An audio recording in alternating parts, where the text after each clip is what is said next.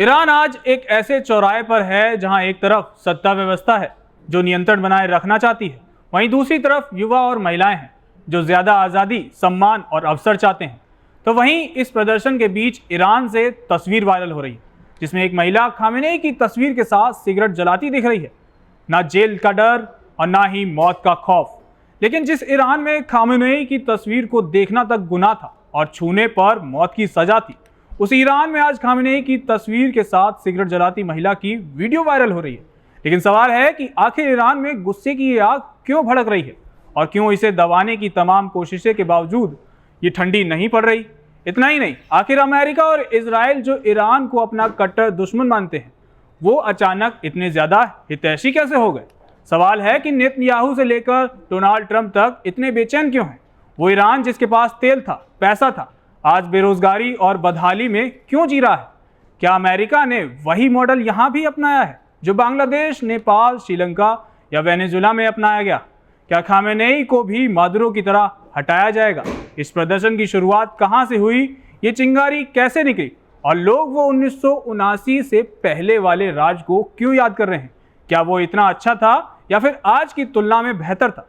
तो चलिए समझते हैं हर पहलू को और खोलते हैं हर उस परत को जो शायद आज तक कहीं छुपी रही। तो चलिए सबसे पहले शुरू करते हैं खामेनेई की तस्वीर के साथ सिगरेट जलाती महिलाओं की वायरल फोटोज से।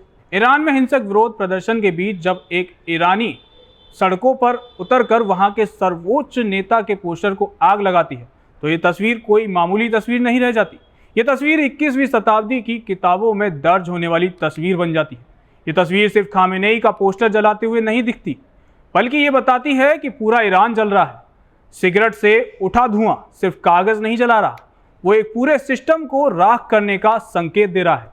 और जब तेहरान में मचे तूफान के बीच ये तस्वीर सामने आती है, चट्टान की तरह खड़ी, खुले बाल, बिना हिजाब, बिना नकाब और हाथ में सिगरेट, उसी सिगरेट से वो आयतुल्लाह खामेनेई का पोस्टर जला रही है। अब इस तस्वीर को गौर से देखिए, इसमें दो बातें हैं। पहली ये कि उस महिला ने ना तो हिजाब पहना है ना नकाब, उसके बाल खुले हैं और हवा में लहरा रहे हैं। ये इसलिए और भी ज़्यादा महत्वपूर्ण है क्योंकि 2022 में इसी ईरान में एक महिला को सिर्फ इसलिए पुलिस ने उठाकर मार डाला था क्योंकि उसके कुछ बाल दिख रहे थे, हिजाब ठीक से नहीं था। आज उसी देश में सुप्रीम लीडर का पोस्टर जल रहा है, जिसके बाद ये साफ हो गया है कि यहाँ मुद्दा सिर्फ महंगाई या बेरोजगारी का नहीं है, इसकी जड़ें बहुत गहरी हैं। और इसकी चिंगारी लगी महसा अमीनी से। तारीख थी सितंबर 2022। तेहरान की सड़कों पर एक 22 साल की कुर्द लड़की महसा अमीनी, ना उसके हाथ में हथियार था, ना उसकी आंखों में बगावत और ना ही किसी साजिश का कोई निशान। उसका गुनाह सिर्फ इतना था कि उसका हिजाब थोड़ा सरक गया था, कुछ बाल हवा में दिख गए थे। मोरल पुलिस ने उसे कानून नहीं, एक जानवर की तरह घसीटा, बेरहमी से पीटा, इतना टॉर्चर किया कि महसा कोमा में चली गई और फिर कभी लौट कर नहीं आई। उसकी सांसें तो चलती रहीं, लेकिन उसकी ज़िंदगी उसी दिन छीन ली गई थी। शासन को लगा था कि एक लड़की की मौत पूरे देश को खामोश कर देगी। उन्हें लगा था कि डर जीत जाएगा, लेकिन ये सबसे बड़ी भूल थी। महसा की मौत ने ईरानियों के दिल से मौत का डर ही निकाल दिया। मानो लोगों ने ये डिसाइड कर लिया हो कि अगर कुछ बाल दिखने पर मरना तय है तो फिर झुककर नहीं, लड़कर मरेंगे। आज जब एक महिला खुले बालों में बेखौफ होकर सत्ता के पोस्टर को आग लगाती है तो दुनिया को लगता है कि महसा अमीनी सिर्फ मरी नहीं, वो हर ईरानी औरत में जिंदा हो गई है। उस धुएं में उसकी चीख है, उस आग में उसका गुस्सा। उस दिन सरकार ने सिर्फ एक महसा अमीनी को नहीं मारा था, उस दिन उसने लाखों बागी पैदा कर दिए थे। आज जो क्रांति सड़कों पर दिखाई दे रही है वो उसी बेगुनाह खून का जवाब है। एक कहावत है ना कि इतना भी मत डराओ कि डर ही खत्म हो जाए। ईरान में आज ये कहावत सच होती दिखाई दे रही है। डर खत्म हो चुका है। हालांकि महसा की चिंगारी तो सिर्फ शुरुआत थी। आज जो आग ईरान में लगी हुई है उसमें पेट्रोल का काम किया वेनेजुला में जो कुछ हुआ उसने। जब वेनेजुला में ईरान के लोगों ने देखा कि इतने बड़े एक्शन के बाद भी सड़कों पर जश्न मनाया जा रहा है और पुलिस उन्हें कुचल नहीं रही, जिसके बाद ईरानियों को एक उम्मीद मिली। और जैसे ही ये बात फैली तो लोगों ने सोचना शुरू किया कि अगर वेनेजुला में हो सकता है तो तेहरान में क्यों नहीं। तेहरान में हर तरफ अफरा तफरी मची हुई है, पुलिस के सायरन गूंज रहे हैं, और दुनिया की निगाहें ईरान पर टिकी हैं और इजराइल और अमेरिका मौके की तलाश में है। उन्हें बस एक चूक चाहिए ताकि खामेनेई के साथ वही किया जाए जो वेनेजुएला में मादुरो के साथ किया गया। ईरान में पुलिस और सेना की बंदूकें प्रदर्शनकारियों के खून से सड़कों को लाल कर रही हैं और ईरान में जो आज हालात हैं उसके पीछे अमेरिका के लगाए गए प्रतिबंध ही हैं, जिसकी वजह से बेरोजगारी और महंगाई अपने चरम पर है। और अब सरकार की तरफ से ब्लैकआउट के बाद मसला और भी बड़ा होता नजर आ रहा है। इंटरनेट बंद है और फोन सेवाओं पर लगाम लगा दी गई है। देश के supreme leader Ayatollah Ali Khamenei के खिलाफ सड़कों पर खुलकर नारेबाजी हो रही है। तानाशाह और मुल्ला गद्दी छोड़ो के नारे उछाले जा रहे हैं। इंटरनेट पूरी तरह बंद है। इसके बावजूद राजधानी तेहरान में लोग बड़ी संख्या में सरकार के खिलाफ डटे हुए हैं। प्रदर्शनकारियों ने तेहरान की अल रसूल मस्जिद में आग लगा दी। पिछले 24 घंटों में कई लोगों की मौत की खबर है। वहीं एक डॉक्टर ने नाम न छापने की शर्त पर बताया है कि तेहरान के 6 अस्पतालों में कम से कम 217 प्रदर्शनकारियों की गोली लगने से मौत हो चुकी है, जिसके बाद डोनाल्ड ट्रंप ने ईरान को धमका दिया है। अमेरिका का कहना है कि प्रदर्शनकारियों को मत मारो, नहीं तो फिर हम भी मारेंगे गोली। अब सवाल है कि नेतन्याहू से लेकर डोनाल्ड ट्रंप तक इतने बेचैन क्यों हैं? तो आपको बता दें कि अमेरिका और इजराइल की जल्दबाजी की असली वजह परमाणु बम है। जानकार मानते हैं कि ईरान परमाणु हथियार के बेहद करीब है।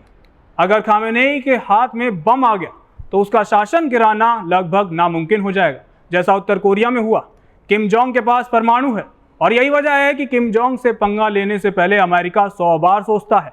इसीलिए अमेरिका समय के खिलाफ दौड़ रहा है। ट्रंप की धमकी पर खामेनेई ने भी जवाब दिया है। उन्होंने कहा कि उन्हें भरोसा है कि ईरानी लोगों को जल्द ही जीत का एहसास होगा।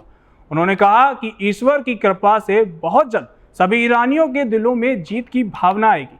हालांकि इससे पहले खामेनेई ने कहा था कि देश में जारी अशांति के बीच सरकार उन लोगों को बर्दाश्त नहीं करेगी जो विदेशी ताकतों के इशारों पर काम कर रहे हैं। तो वहीं अमेरिका की एक कड़वी सच्चाई ये भी है कि अमेरिका और इजराइल ईरानी जनता के मसीहा नहीं है। जिन प्रतिबंधों ने ईरान की अर्थव्यवस्था तोड़ी वही आज सड़कों पर गुस्से की वजह है और इस गुस्से की एक वजह अतीत भी है। तो चलिए थोड़ा ईरान के अतीत के बारे में भी बात कर लेते हैं। ईरान का एक दौर ऐसा भी था जब तेहरान को मिडिल ईस्ट का सबसे आधुनिक शहर कहा जाता था। महिलाएं बिना किसी डर के पश्चिमी कपड़े पहनती थी। संगीत, सिनेमा और कला खुले तौर पर फले फूलते थे। लेकिन 1979 की इस्लामिक क्रांति के बाद सामाजिक जीवन पूरी तरह बदल गया। आज का युवा उस दौर को खुद नहीं जानता, लेकिन तस्वीरों, किस्सों और पारिवारिक यादों से उसे एहसास है कि ईरान कभी और भी ज़्यादा आज़ाद था। यही तुलना गुस्से को और गहरा करती है। आज ईरान के झंडे से इस्लामिक क्रांति के बाद झंडे में निशान ए रस्मी को हटाकर वही पुराना शेर और सूरज वाला हरा सफ़ेद लाल झंडा नजर आने लगा है। और 1979 में रजा शाह पहलवी को हटाकर तख्ता पलट हुआ था, लेकिन आज उनका सुप्रीम लीडर बूढ़ा हो चुका है और मुस्तफा खामेनेई को उनका अगला लीडर बताया जा रहा है। लेकिन इसी राजतंत्र या कहें मोनार्की को खत्म करने के लिए ही तो 1979 में तख्ता पलट हुआ था और आज फिर से वही हो रहा है। उसी रास्ते पर ईरान आज फिर चलने लगा है। आज आम ईरानी दो तरफ से पिस रहा है, एक तरफ तानाशाही, दूसरी तरफ अंतर्राष्ट्रीय प्रतिबंध, और इस बीच एक उम्मीद की किरण बनकर आया है वेनेजुएला। साथ ही आर्थिक बदहाली ने लोगों को निडर बना दिया है। हालांकि ये आंदोलन तुरंत किसी राजनीतिक बदलाव में बदले या ना बदले, लेकिन इतना तो तय है कि ईरानी समाज अब पहले जैसा नहीं रहा। 28 दिसंबर 2025 को ईरान में विरोध प्रदर्शन शुरू हुआ और अब ईरान में जेंजी का गुस्सा 7वें आसमान पर जा पहुंचा है। लेकिन फैसला अभी ईरान की सेना के हाथों में है और सिगरेट में उठता धुआं, जलता पोस्टर, छतों से उठती आवाज़ें और शेर वाला झंडा, ये सब संकेत है कि 47 साल पुरानी कहानी बदल रही है। लेकिन सवाल बस इतना है कि ये बदलाव कहाँ जाकर रुकेगा। बहरहाल ये थी हमारी ईरान पर एक लॉन्ग एंड डिटेल्ड स्टोरी, जहां हमने हर परत को कवर करने की कोशिश की। आपको ये स्टोरी कैसी लगी? अपनी राय हमें कमेंट सेक्शन में ज़रूर बताएं और अगर कुछ छूट गया हो तो वो भी आप हमें कमेंट सेक्शन में जरूर बताएं। कैमरे के पीछे मेरे सहयोगी मिनाज है, मेरा नाम तरुण है। जनतंत्र टीवी पर खबरों का सिलसिला यूं ही जारी रहेगा।